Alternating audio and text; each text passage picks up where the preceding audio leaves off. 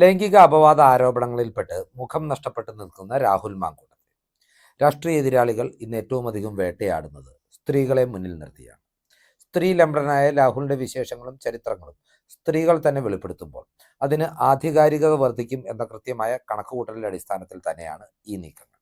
നമുക്കറിയാം, യുവജന രാഷ്ട്രീയ പ്രസ്ഥാനങ്ങളായ ഡിവൈഎഫ്ഐയോ യുവമോർച്ചയോ ഈ വിഷയത്തിൽ നടത്തിയ പ്രതിഷേധങ്ങളെക്കാളും വിവിധ രാഷ്ട്രീയ നേതാക്കൾ ഈ വിഷയത്തിൽ കൈക്കൊണ്ടിട്ടുള്ള നിലപാടുകളെക്കാളും അവരുടെ പ്രസ്താവനകളെക്കാൾക്കും മാധ്യമങ്ങളിൽ റീച്ച് കിട്ടിയത് സ്ത്രീകൾ നടത്തിയ വെളിപ്പെടുത്തലുകൾക്കും സ്ത്രീകളുമായി ബന്ധപ്പെട്ട് പുറത്തു വന്ന തെളിവുകൾക്കുമാണ്.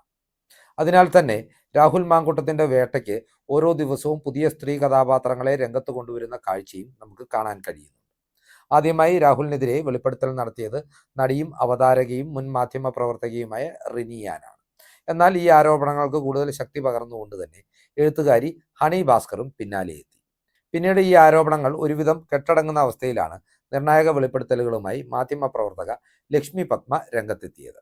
ആദ്യ രണ്ടു പേരുകാർ തങ്ങൾക്കുണ്ടായ ദുരനുഭവങ്ങളാണ് പങ്കുവച്ചതെങ്കിൽ മാധ്യമപ്രവർത്തക ലക്ഷ്മി പത്മ പങ്കുവച്ചത് താൻ ഇരയെ നേരിട്ട് കണ്ടപ്പോൾ തനിക്ക് ലഭിച്ചിട്ടുള്ള വിവരങ്ങളും അതുമായി ബന്ധപ്പെട്ട അനുഭവങ്ങളുമാണ്.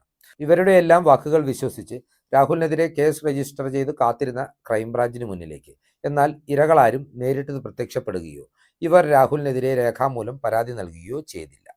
ഇപ്പോൾ ക്രൈംബ്രാഞ്ച് ബംഗളൂരുവിലെ ആശുപത്രികൾ കയറി ഇറങ്ങുകയാണെന്നാണ് മാധ്യമ റിപ്പോർട്ടുകൾ. രാഹുൽ ആരുടെയെങ്കിലും ഗർഭചിത്രം നിർബന്ധിച്ച് നടത്തിയിട്ടുണ്ടെങ്കിൽ അതിൻ്റെ രേഖകൾ തേടിയാണ് ക്രൈംബ്രാഞ്ചിൻ്റെ ഈ യാത്ര. ഇത്തരത്തിൽ രേഖകൾ ലഭിച്ചാൽ ഇരയെ നേരിൽ കണ്ട് മൊഴിയെടുത്ത് രാഹുലിനെതിരെ കേസെടുക്കാമെന്ന പ്രതീക്ഷയിലാണ് ക്രൈംബ്രാഞ്ച് മുന്നോട്ട് പോകുന്നത്. എന്നാൽ ഈ പ്രതീക്ഷയ്ക്കും ഓരോ ദിവസം ചെല്ലുന്തോറും മങ്ങലേൽക്കുന്നു എന്ന റിപ്പോർട്ടുകളും പുറത്തു വരുന്നുണ്ട്. അതിനാൽ തന്നെ രാഹുൽ വിഷയം സജീവമാക്കി നിർത്തുവാൻ ഇപ്പോൾ പുതിയൊരു കഥാപാത്രത്തെ കളത്തിലിറക്കിയിരിക്കുകയാണ് എന്ന് പറയേണ്ടി വരും. ഇത് വെറുമൊരു സ്ത്രീ കഥാപാത്രമല്ല, നേരെ മറിച്ച് സൂപ്പർ നായിക പരിവേഷത്തോടുകൂടി കഥയിലേക്ക് രംഗപ്രവേശനം ചെയ്യുന്ന ഒരു കഥാപാത്രമാണ്. സമൂഹ മാധ്യമങ്ങളിൽ വലിയ പിന്തുണയുള്ള ഡോക്ടർ സൗമ്യ സരിനാണ് ഈ കഥാപാത്രം. ഡോക്ടർ സൗമ്യ സരിൻ എന്ന് പറയുമ്പോൾ വ്യക്തമായി മനസ്സിലായില്ലെങ്കിൽ രാഹുലിനെതിരെ പാലക്കാട് തെരഞ്ഞെടുപ്പിൽ മത്സരിച്ച് പരാജയപ്പെട്ട എല്ലാം നൽകിയ പാർട്ടിയെ കൂടെ നിന്ന് വഞ്ചിച്ച ശേഷം ഇടതുപക്ഷത്തേക്ക് സ്ഥാനാർത്ഥിത്വത്തിനായി ചേക്കേറിയ മുൻ കോൺഗ്രസ് നേതാവും ഇപ്പോൾ CPM അനുഭാവിയുമായ ഡോക്ടർ സരിൻ്റെ ഭാര്യയാണ് ഡോക്ടർ സൗമ്യ. എന്നാൽ സരിൻ്റെ വ്യക്തിത്വവുമായി കൂടിച്ചേർന്ന് നിൽക്കാതെ തന്നെ സമൂഹ മാധ്യമങ്ങളിൽ വലിയ ഫാൻ ബേസ് ഉള്ള ഒരു വ്യക്തിത്വം കൂടിയാണ് ഡോക്ടർ സൗമ്യയുടേത് എന്ന് നാം മനസ്സിലാക്കണം. അതുകൊണ്ട് തന്നെയാണ് ഡോക്ടർ സൗമ്യയുടെ രംഗപ്രവേശം വെറും ഒരു സ്ത്രീ കഥാപാത്രമായിട്ടല്ല, ഒരു സൂപ്പർ നായിക കഥാപാത്രമായിട്ടാണ് എന്ന് പറയേണ്ടി വരുന്നത്. മാങ്കൂട്ടം വിവാദവുമായി ബന്ധപ്പെട്ട് ഓരോ ദിവസവും പുതിയ വാർത്തകൾ സൃഷ്ടിച്ച് കോൺഗ്രസിനെ പ്രതിരോധത്തിന്റെ പാതയിലേക്ക് തള്ളിവിടുവാനുള്ള ആസൂത്രിതമായ രാഷ്ട്രീയ നീക്കങ്ങളുടെ ഭാഗമായിട്ട് തന്നെയാണ് ഡോക്ടർ സൗമ്യയുടെയും രംഗപ്രവേശനം എന്നതിൻ്റെ കൃത്യമായ സൂചനകളും ഇപ്പോൾ പുറത്തു വരുന്നുണ്ട്. മാങ്കൂട്ടം വിവാദം കത്തി നിന്ന സമയത്ത് തൻ്റെ ഭർത്താവായ ഡോക്ടർ സരിനെതിരെ ട്രാൻസ്ജെൻഡറായ ഒരു യുവതി ഉന്നയിച്ച ആരോപണത്തെ പിടിച്ചു കയറിയാണ് സൗമ്യ ഈ കളത്തിലേക്ക് ചുവടുവെക്കുന്നത്. തൻ്റെ ഭർത്താവിനെതിരെ ആരോപണം ഉന്നയിച്ച സ്ത്രീക്കെതിരെ മാനനഷ്ട കേസ് നൽകുമെന്ന് കാണിച്ചുകൊണ്ട് വക്കീൽ നോട്ടീസ് അയച്ചു എന്ന വെളിപ്പെടുത്തലാണ് ഡോക്ടർ സൗമ്യ ഫേസ്ബുക്കിലൂടെ പങ്കുവച്ചിട്ടുള്ളത്. തൻ്റെ ഭർത്താവിൻ്റെ നിരപരാധിത്വം തെളിയിക്കുവാൻ ഉത്തമയായ ഒരു ഭാര്യ രംഗത്തിറങ്ങുന്നതിൽ യാതൊരു തെറ്റുമില്ല. പ്രത്യേകിച്ചും യുവ രാഷ്ട്രീയ നേതാക്കളെ ഇത്തരം ആരോപണങ്ങൾ കൊണ്ട് സംശയത്തിന്റെ നിഴലിൽ നിർത്തുന്ന സമീപനത്തിനെതിരെ സ്വന്തം കുടുംബത്തിലെ സ്ത്രീകൾ തന്നെ രംഗത്തിറങ്ങി പ്രതിരോധം തീർത്താൽ അനാശാസ്യകരമായ ഈ സമീപനത്തിന് ഒരു അവസാനം വരുമെന്നും നമുക്ക് പ്രത്യാശിക്കാം. അതുകൊണ്ട് തന്നെ സൗമ്യയുടെ ഈ പ്രവേശനം തീർത്തും നീതിയുക്തമല്ല എന്ന് ഒരിക്കലും പറയാൻ സാധിക്കുകയില്ല.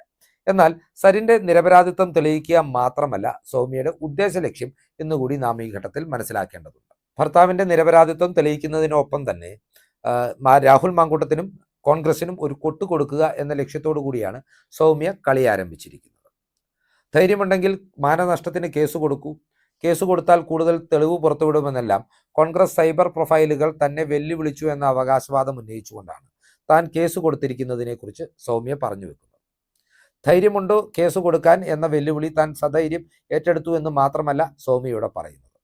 തങ്ങൾ കേസ് കൊടുക്കും, യാഥാർത്ഥ്യം പുറത്തു കൊണ്ടുവരും, അല്ലാതെ മറ്റേതെങ്കിലും നേതാക്കളെ പോലെ ഇരയെ അപമാനിക്കുവാനോ തെളിവുകൾ വ്യാജമാണെന്ന് പറഞ്ഞ് ന്യായവാദം നിരത്തി മുന്നോട്ടു പോകുവാനോ തങ്ങൾ തയ്യാറാവില്ല എന്ന് സൗമ്യ പറയുമ്പോൾ രാഹുൽ മാങ്കൂട്ടം ഈ വിഷയത്തിൽ പിന്തുടരുന്ന നിശബ്ദതയെ തന്നെയാണ് അവർ ലക്ഷ്യമിടുന്നത്.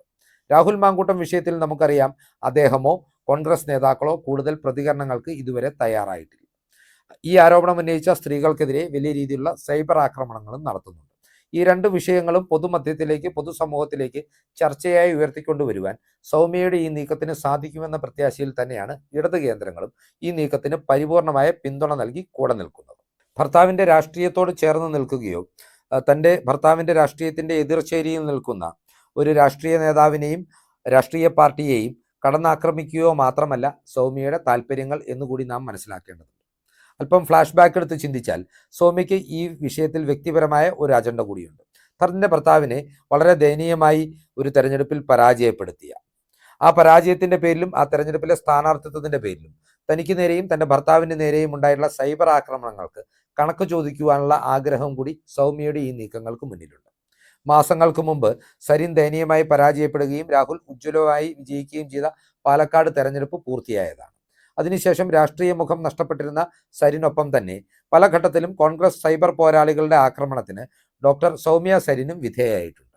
ഇക്കാര്യത്തിലെല്ലാം ഉണ്ടായിട്ടുള്ള മുറിവുകൾ അവർ ഉണങ്ങാതെ സൂക്ഷിച്ചിരിക്കുകയായിരുന്നുവെന്നും കൃത്യമായ ഒരു അവസരം ലഭിച്ചപ്പോൾ തിരിച്ചടി നൽകുവാൻ വേണ്ടി അവർ ഈ കഥയിലേക്ക് ഒരു സൈഡ് റോളിലൂടെ രംഗപ്രവേശനം നടത്തി സൂപ്പർ നായികയായി മാറുവാനുള്ള ശ്രമങ്ങളാണ് നടത്തുന്നതെന്നും പറയേണ്ടിയിരിക്കുന്നു. ഇത്തരത്തിൽ ഓരോ ദിവസവും പുതിയ കഥാപാത്രങ്ങൾ വന്നു ചേർന്നുകൊണ്ട് ഒരു അനന്തമായി നീളുന്ന ടെലി സീരിയലിന്റെ പ്രതീതിയിലാണ് മാങ്കൂട്ടം വിവാദം ഇപ്പോൾ മുന്നോട്ട് പോകുന്നത്.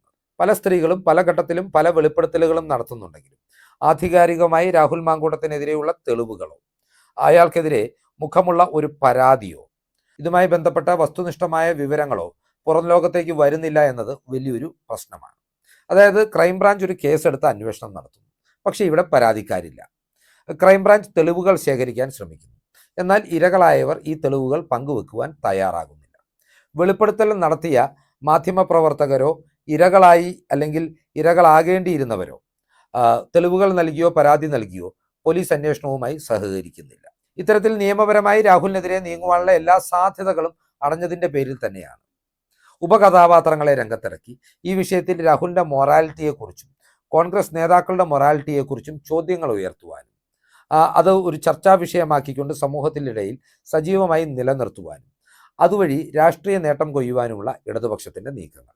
തനിക്ക് സ്വതന്ത്രമായ രാഷ്ട്രീയ ചിന്താഗതിയുള്ള വ്യക്തിത്വമാണെന്നും താൻ തൻ്റെ ഭർത്താവിൽ നിന്ന് വേറിട്ട് നിൽക്കുന്ന ഒരു വ്യക്തിയാണെന്നും പറയുന്ന ഡോക്ടർ സൗമ്യ സരിൻ തൻ്റെ ഭർത്താവിൻ്റെ നിരപരാധിത്വം തെളിയിക്കുക എന്നതിലുപരിയായി തീർച്ചയായും ഒരു രാഷ്ട്രീയ പക്ഷം പിടിച്ചുള്ള നീക്കങ്ങളാണ് നടത്തുന്നത്.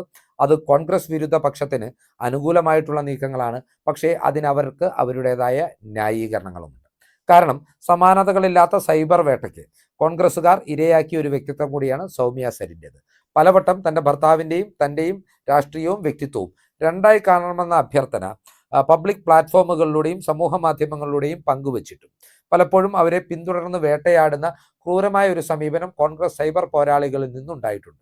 അതുകൊണ്ട് തന്നെ സൗമ്യയുടെ ഈ നീക്കങ്ങൾ, രാഹുലിനെതിരെയുള്ള ഈ നീക്കങ്ങൾ കാലത്തിൻ്റെ കാവ്യനീതിയാണെന്നും വിലയിരുത്തപ്പെടുന്നുണ്ട്. ഏതൊക്കെയായാലും ഇവിടെ നാം ഒഴിവാക്കേണ്ടത് അനാശാസ്യകരമായ ഇത്തരം പ്രവണതകളും സൈബർ കടന്നാക്രമണങ്ങളുമാണ്. ഇന്ന് ഞാൻ നാളെ നീ എന്ന നിലയിൽ, അല്ലെങ്കിൽ പഴുത്തില വീഴുമ്പോൾ പച്ചില ചിരിക്കുന്നു, നാളെ ഈ പച്ചില പഴുത്തിലയാകുമെന്ന യാഥാർത്ഥ്യം അറിയുന്നില്ല എന്നുള്ള രീതിയിലുള്ള ചിന്തകൾ ഈ വിഷയത്തിലൊക്കെ രാഷ്ട്രീയ നേതാക്കളും രാഷ്ട്രീയ പ്രസ്ഥാനങ്ങളും അവരുടെ അണികളും പുലർത്തേണ്ടതാണ്. കാരണം ഇന്നല്ലെങ്കിൽ നാളെ നിങ്ങളെയും തേടി അല്ലെങ്കിൽ നിങ്ങൾക്ക് പ്രിയപ്പെട്ടവരെയും തേടി ഇത്തരം ആരോപണങ്ങൾ ഉയർന്നു വന്നേക്കാം. അവയിൽ പലതും അടിസ്ഥാനരഹിതങ്ങളായേക്കാം. എങ്കിൽ പോലും നിങ്ങളുടെ നിരപരാധിത്വം തെളിയിക്കുന്നതുവരെ, അഗ്നിശുദ്ധി വരുത്തി പുറത്തു വരുന്നതുവരെ നിങ്ങൾ സംശയത്തിൻ്റെ നിഴലിലാകും. അഗ്നിശുദ്ധി വരുത്തി അല്ലെങ്കിൽ നിരപരാധിത്വം തെളിയിച്ച് പുറത്തു വരുമ്പോഴേക്കും ഒരുപക്ഷെ നിങ്ങളുടെ ഗോൾഡൻ ഡേയ്സ് കഴിഞ്ഞു പോയിട്ടുണ്ടാകും. ഈ ചിന്തകൾ പ്രേക്ഷകരുമായി പങ്കുവെച്ചുകൊണ്ട് ഡോക്ടർ സൗമ്യ സരിൻ്റെ രാഹുൽ മാങ്കൂട്ടം വിവാദത്തിലേക്കുള്ള കടന്നുവരവിൻ്റെ പശ്ചാത്തലം വിവരിച്ചുകൊണ്ട് ഈ വീഡിയോ ഇവിടെ അവസാനിപ്പിക്കുകയാണ്. കൂടുതൽ രാഷ്ട്രീയ വാർത്തകൾക്കും വിശകലനങ്ങൾക്കുമായി ഞങ്ങളുടെ ചാനൽ സബ്സ്ക്രൈബ് ചെയ്യുക. നന്ദി.